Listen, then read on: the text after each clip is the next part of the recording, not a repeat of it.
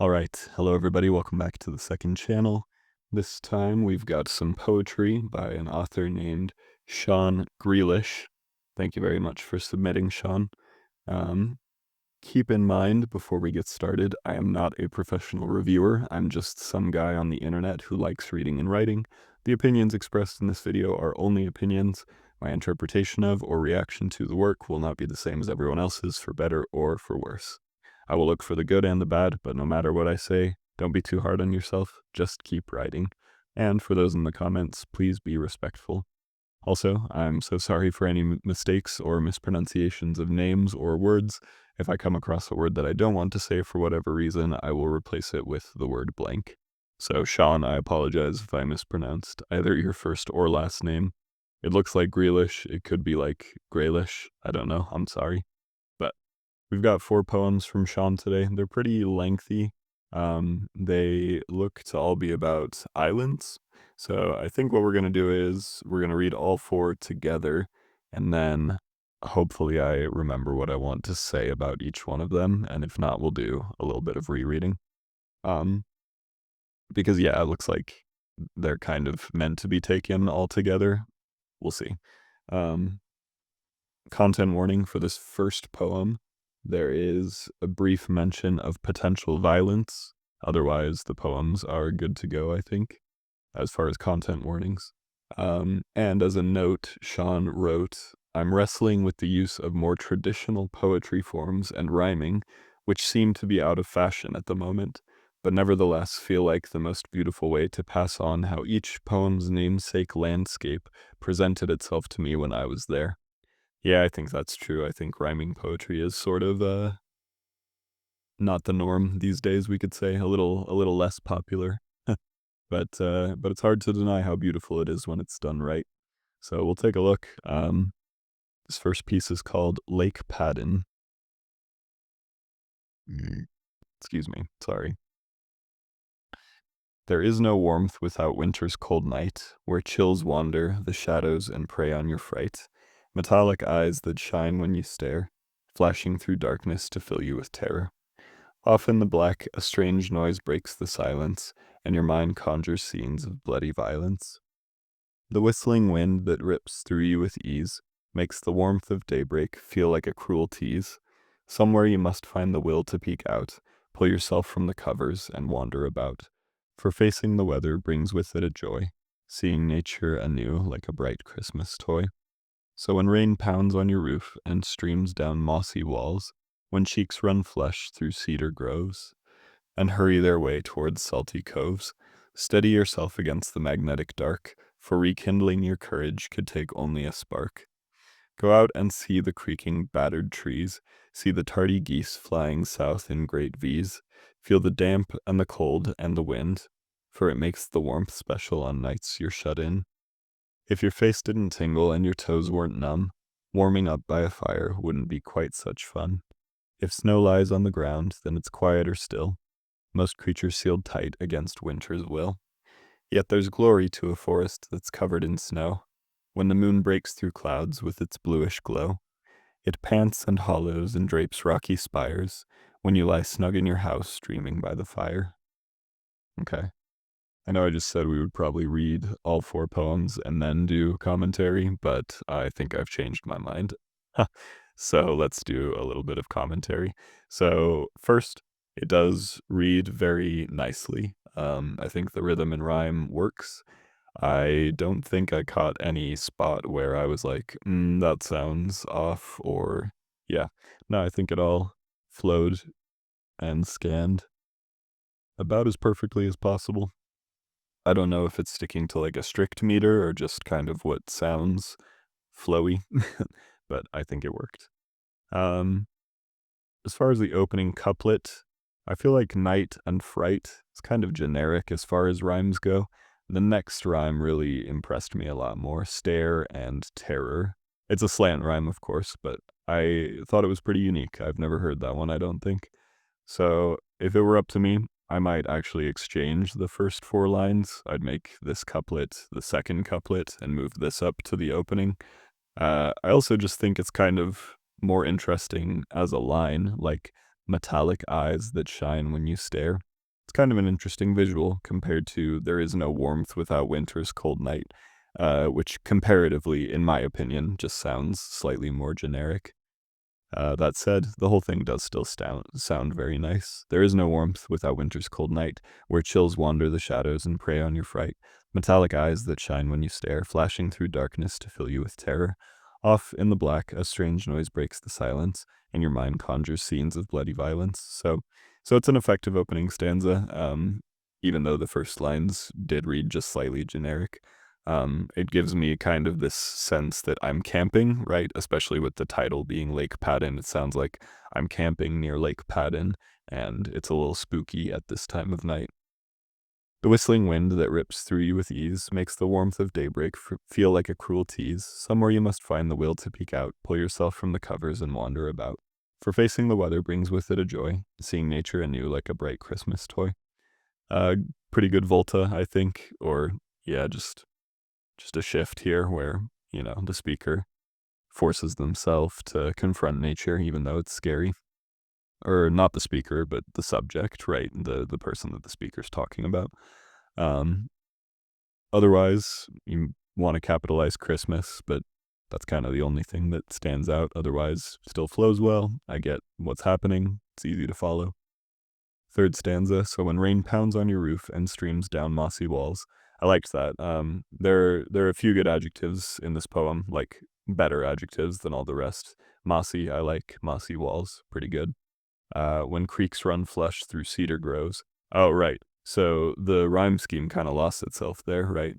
So when rain pounds on your roof and streams down mossy walls, roof and walls, like that's not even a slant rhyme, right? But then we have groves and coves and dark and spark. So I'm not really sure what happened there. Like for at first I thought the rhyme scheme was gonna change because here it's AABBCC. I thought it was gonna change maybe to ABAB, but no, it's just that these lines don't rhyme for some reason. So that's just a tiny bit distracting, but otherwise the rhythm is still really on point. Um, when creeks run flush through cedar groves and hurry their way towards salty coves. Salty is another pretty decent adjective, especially when you take in like what it's modifying. Like if somebody were to say salty pretzels, that's boring, but salty coves, that's kind of nice. Steady yourself against the magnetic dark. Again, magnetic dark, that's also pretty good. For rekindling your courage could take only a spark. That sounds a little bit like a platitude, a little generic, but otherwise we're still pretty good.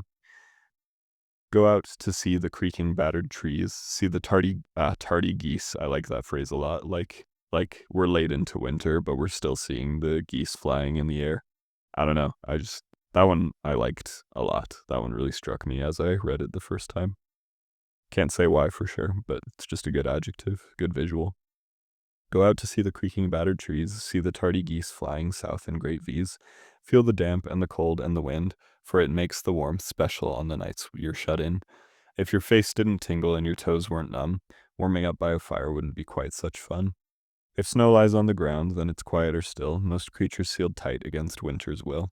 Yet there's glory to a forest that's covered in snow, when the moon breaks through clouds with its bluish glow. It paints the hollows and drapes rocky spires, when you lie snug in your house dreaming by the fire. So,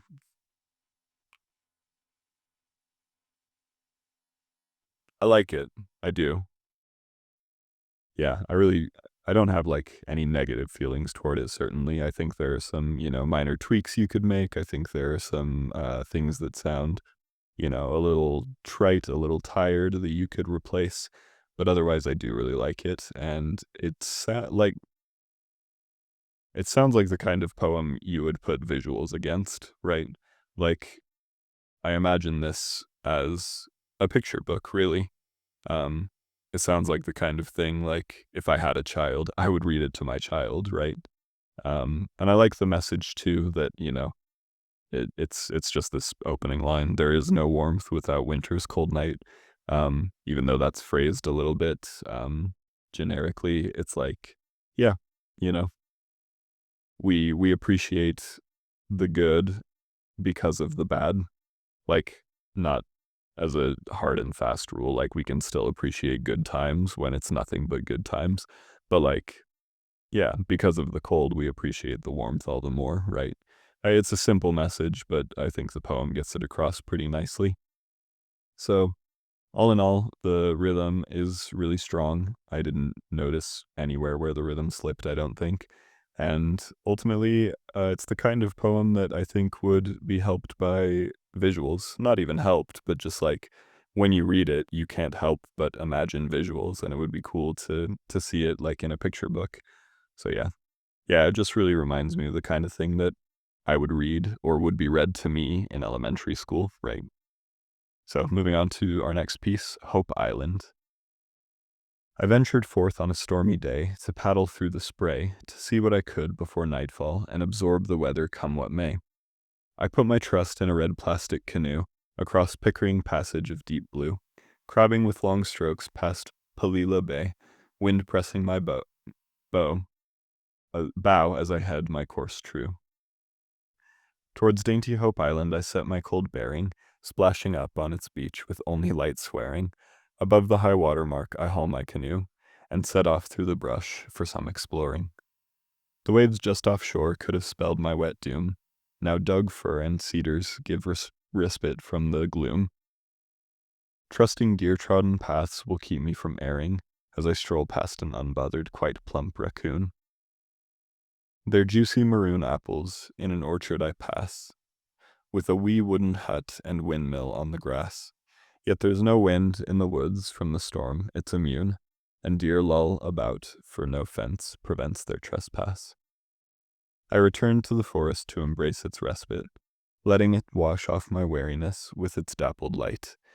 Where its tall, silent trees hold their holy mass, I turn back for the shore to face its salty might. Yet as I take to the water, it's calm unlike before, and raccoons sleep high in the leaning trees by the shore. The angry clouds had scampered out of sight, while I poked around along the forest floor. I relax into the scene as I paddle away, sure of the desire that I'll return someday, to quaint Hope Island with so much to adore, where one can absorb the weather, come what may. Okay. Um, one thing I'll note is that the rhythm was so good in the first poem that it took me a moment to adjust to the new rhythm and rhyme scheme of this poem. So a compliment to the last poem and a knock at my ability to enter a new work with a fresh palette. But there are some good things going on here. So I ventured forth on a stormy day to paddle through the spray to see what I could before nightfall and absorb the weather come what may. So one thing that only slightly, like this is kind of a minor note, but it slightly took me a minute, you know, I mentioned it took me a minute to adjust to this new rhythm and rhyme scheme, but also part of that was because it's a little ununiform itself, right? Like the first stanza's rhythm is a little different from the rest. And not even the rest, but like the lines get a little bit longer as it goes on, right? And that's just like it just takes a little bit of an adjustment, and it's a little bit distracting as a result to kind of place each new rhythm of each stanza. But like I said, that's kind of a small note in the grand scheme of things. Um, I put my trust in a red plastic canoe across Pickering Passage of deep blue, crabbing with long strokes past Palila Bay, wind pressing my bow as I held my course true.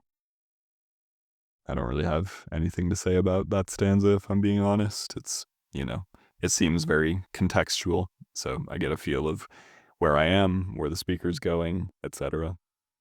Towards dainty Hope Island, I think you want to capitalize island, I set my cold bearing, splashing up on its beach with only light swearing. I liked that line a lot. There's a good humor there. I think that's funny.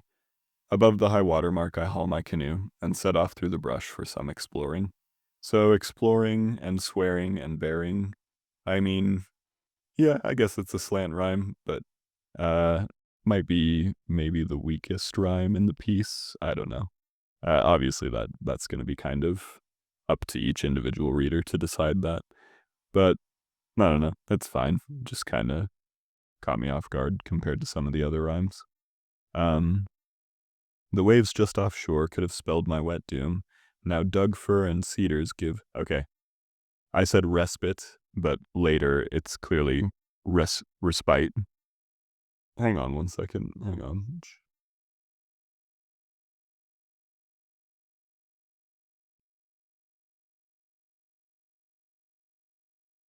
Oh, I gotta turn the volume up on this. Hang on. Respite.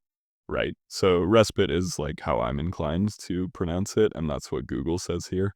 But like, I think respite is still technically accurate. I could be wrong about that. I'm pretty sure both pronunciations are acceptable though. Anyway, we're still on the first respite, right? Where was that? Yeah. Now Doug fir and cedars give respite from the gloom. Trusting deer trodden paths will keep me from erring as I stroll past an unbothered, quite plump raccoon. Okay, gotta look up one more thing here. Okay, I thought so. Okay, so the word raccoon has two C's in it. Um, yeah, at least that's what Google says. So, just caught that too. Um, there are juicy maroon apples in an orchard I pass, with a wee wooden hut and windmill on the grass. Okay, yeah, sorry, I didn't really say anything about this stanza, but it's true for both of these stanzas. Good imagery. I like what I'm seeing here. I like what's being described. Um, Yet there's no wind in the woods from the storm, it's immune. There needs to be a comma somewhere in that phrase. I'm not sure where exactly you intended it to be. Let's see. So it could be, yet there's no wind in the woods, comma, from the storm it's immune. Or, yet there's no wind in the woods from the storm, comma, it's immune. Either there or there you need a comma. Otherwise it's a run-on. And deer loll about, for no fence prevents their trespass. Let me read that whole stanza one more time. Hang on.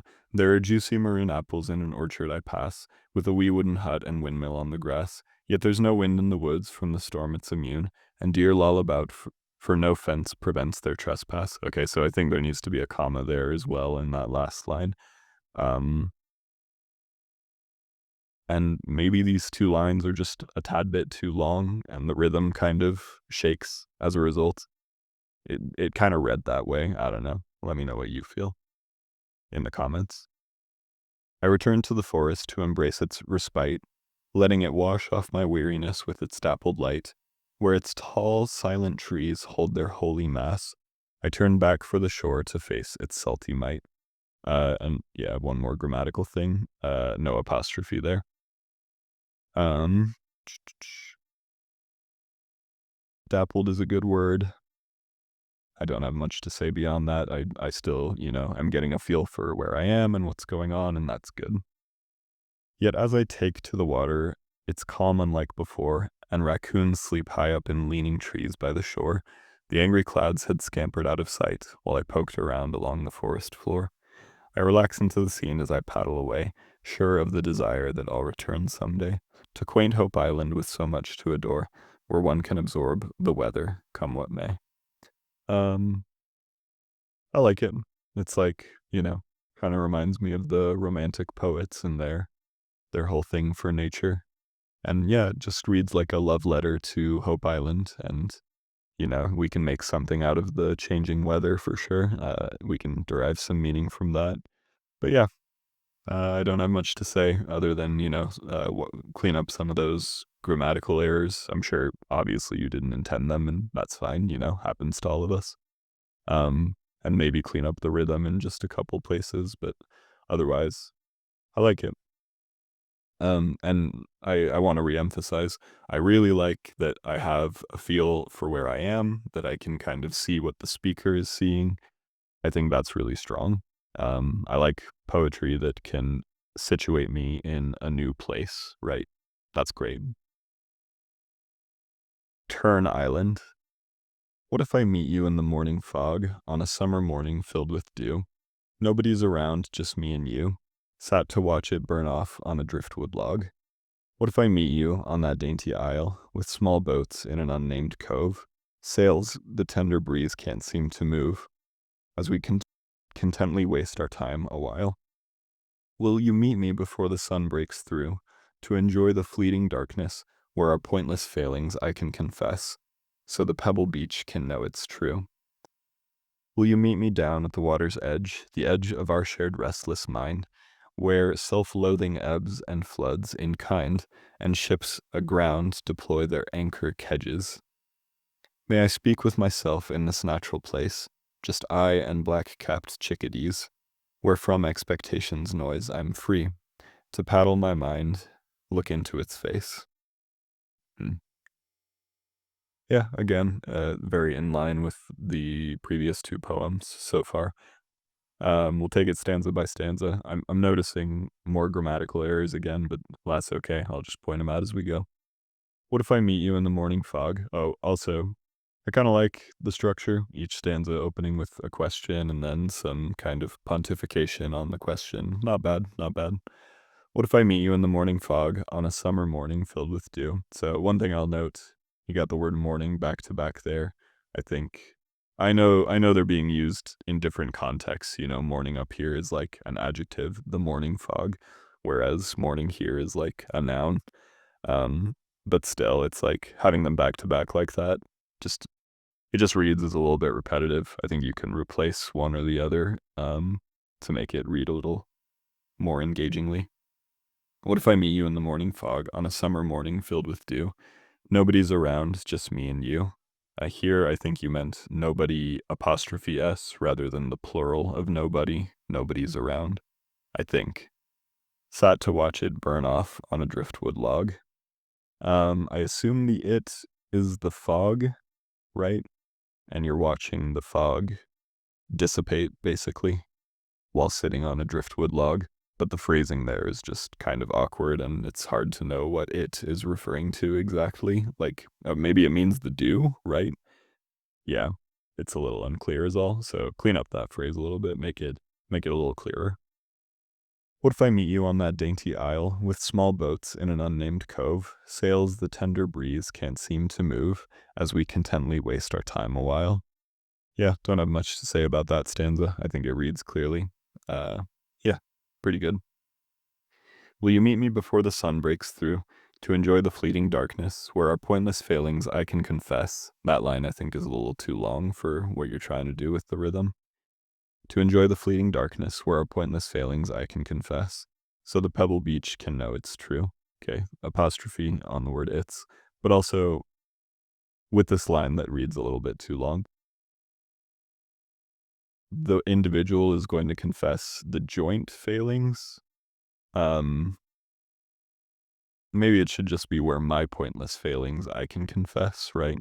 But also a little bit shorter than that. Um, I don't know, like, that's a loaded phrase right there, because, like,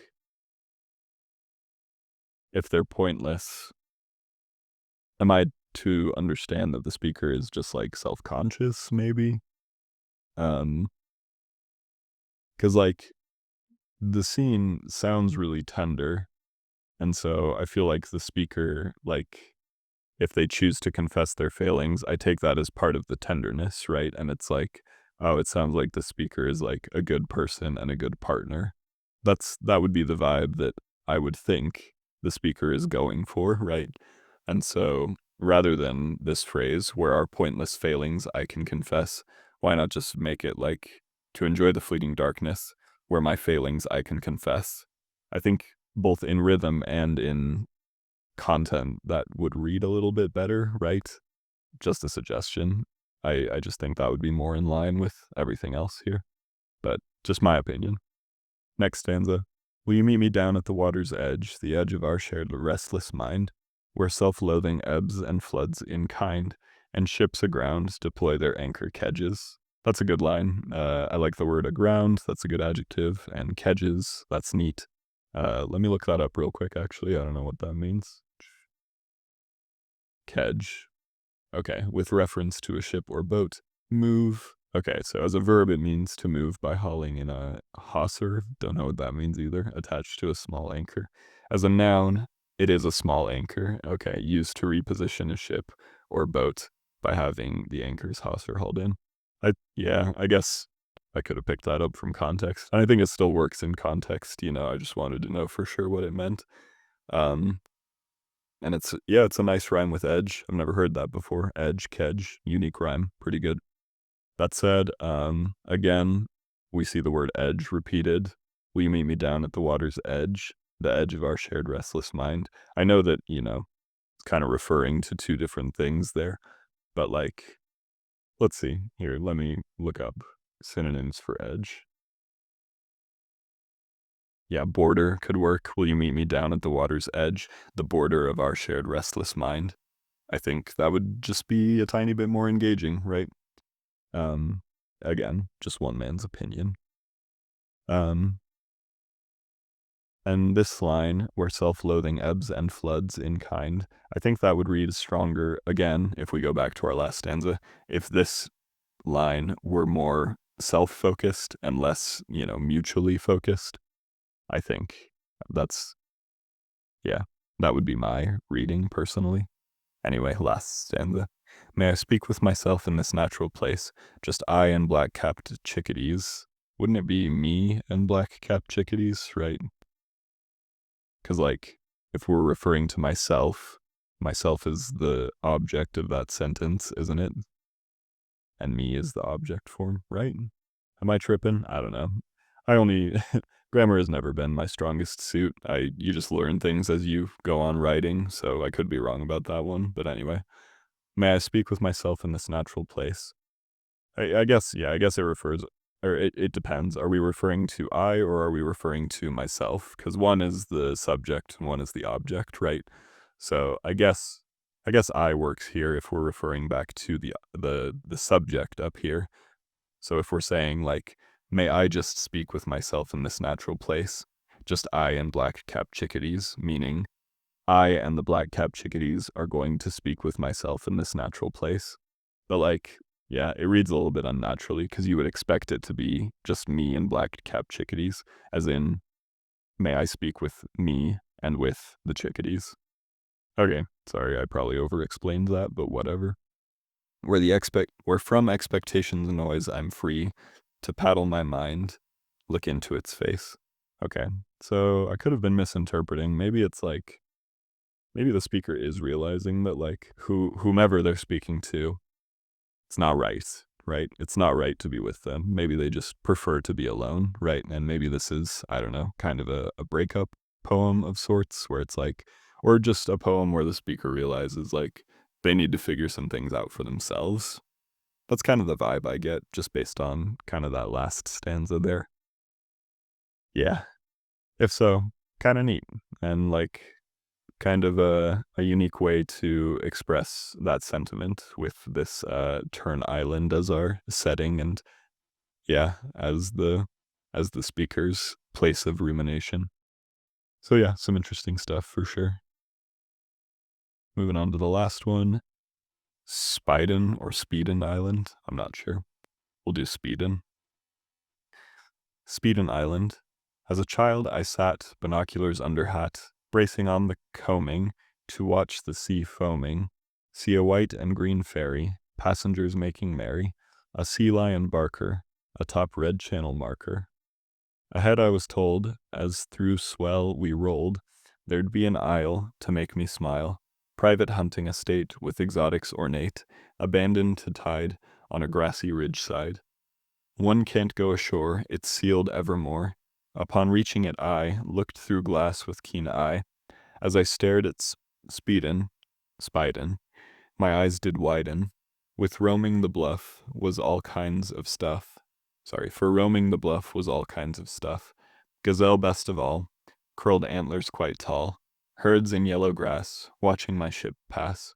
Years later I look, scour every nook, every inch of the coast, yet Spiden is a ghost. Perhaps they've been withdrawn, in the time I've been gone, leaving naught to see but groves of madrona tree. Or perhaps I've cast asunder my pure childlike wonder. Okay. Um, Maybe this is just a matter of personal preference, but I'm not so sure about like these really brief lines. Yeah, I think that is just me personally. I think like, if I were to remove myself from it for a second, I think the rhythm still works, despite kind of, it's just kind of a lot, right? Just a lot of rhymes one after the other. And some of them feel just a little bit unnecessary. So let's just take it piece by piece. As a child I sat, binoculars under hat, bracing on the coaming to watch the sea foaming, see a white and green ferry, passengers making merry, a sea lion barker, atop red channel marker. Yeah, it's like those last two lines, not sure that those are necessary. And if they are necessary, I feel like I just feel a little confused. Like, hang on, what is a barker? Does it literally mean like there's a sea lion barking? Hang on.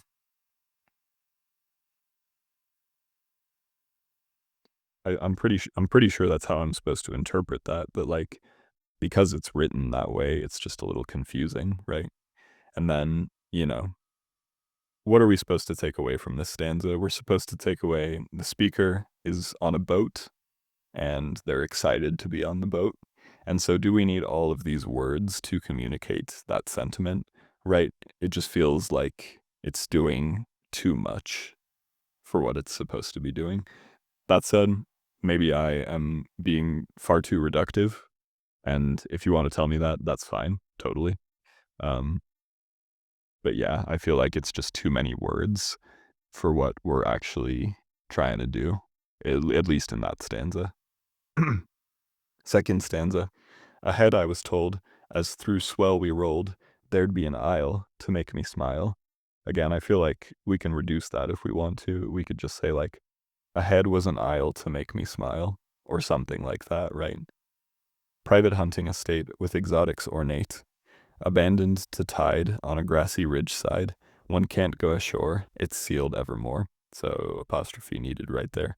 But that feels like necessary context, right? And the fact that it's a hunting estate, I think, is an interesting detail. You can keep that for sure. Exotics ornate reads kind of nicely. That's all right. So with this stanza, I see like how some of these details are more necessary than some of the details in the first stanza, right? Or at least are more interesting than some of the other details. That said, I think we could still tighten it up a little bit more. Upon reaching it, I looked through the glass with keen eye. As I stared at Spiden, my eyes did widen, for roaming the bluff was all kinds of stuff. That's just kind of a weak line. I think the word stuff is far too generic to put in a poem without, I don't know, acknowledging how generic it is. But I understand too why the line is there. I think roaming the bluff is a pretty good line. I think it just needs a stronger line to follow than that. It's just too generic, right? Um, but then we get, kind of the strongest piece of the poem, in my opinion. Gazelle best of all, curled antlers quite tall, herds in yellow grass, watching my ship pass. So I say that's the strongest piece because it's a compelling visual and a compelling symbol. A gazelle, or a herd of gazelle in this case. Um, I think we could strengthen that visual with maybe, I don't know, a bit of editing is all. Like, gazelle best of all, curled antlers quite tall. For one thing, all and tall is kind of a generic rhyme, but also, like, what rhymes with gazelle, right? Surely there's a more interesting rhyme if we were to just put gazelle at the end of that line instead. So hang on one second, let me offer up some suggestions. So there are a lot of simple ones, like, bell, fell, smell, sell, etc. Um,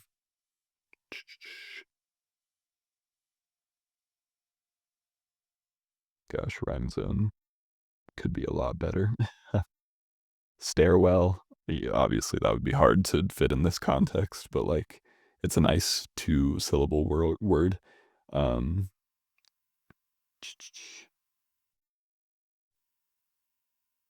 Infidel, like I don't say that as like maybe an actual suggestion, but it just has kind of a nice sound to it, right? As a three-syllable word.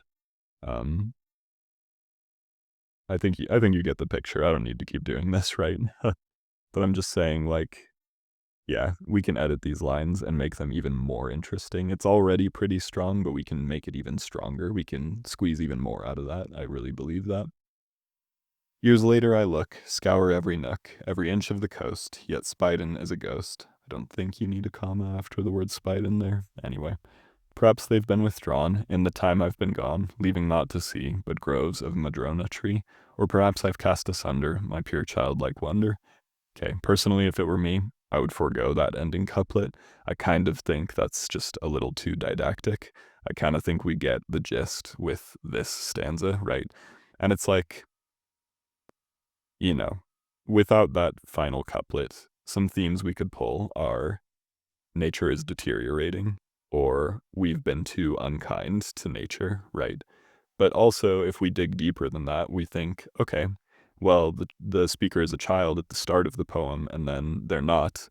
And so we understand the island changing, Spiden Island changing, is also probably symbolic of a change within the speaker, right? I think we get that without having these last two lines here. But otherwise, I think the gazelle is a really strong visual and a strong symbol. And I think if we just tighten up some of the phrases in here, the poem on the whole could still be really strong. And there are a lot of really strong elements already, right? Withdrawn and gone is a good line. There was another one, combing and foaming. That's unique. I've never seen that one before. So yeah, there is a lot of strong stuff here. Just kind of ask which elements are the most necessary, and to that point, which ones could be expanded and strengthened. But otherwise, we've got a really good batch of poems here, and what I said about the first poem, I feel is true for all of them. Like, author, Sean, if you're an artist, it would be awesome to see some art to accompany some of these stanzas, or even just, one piece of art per poem. That would be fine too. And I think that could make for like a really cool chapbook, if I'm being honest. Um, if you're not an artist, you could commission an artist, but otherwise the poems do still stand pretty well even without pictures. Yeah. So those are my final thoughts. Just tighten up some of the things. In most cases, it's really just grammatical errors, but in other cases, yeah, you're going to want to just shorten things, bring out the strengths, and cut the fluff. Yeah.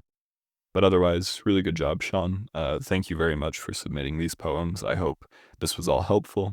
I think this poem, the first one, had the strongest command of its rhythm, and I think you can, don't take the exact rhythm here, but just that same command, that same kind of attention to the rhythm, and put that in the other pieces too, and that'll make them shine even more. But yeah, great stuff. I always kind of felt like I knew where I was. I always felt like I knew what I was looking at, and that's not easy to do. So really good job with that too. But yeah, I think we'll leave it there. Thank you again, Sean, and keep in mind, ultimately, this is a rough draft.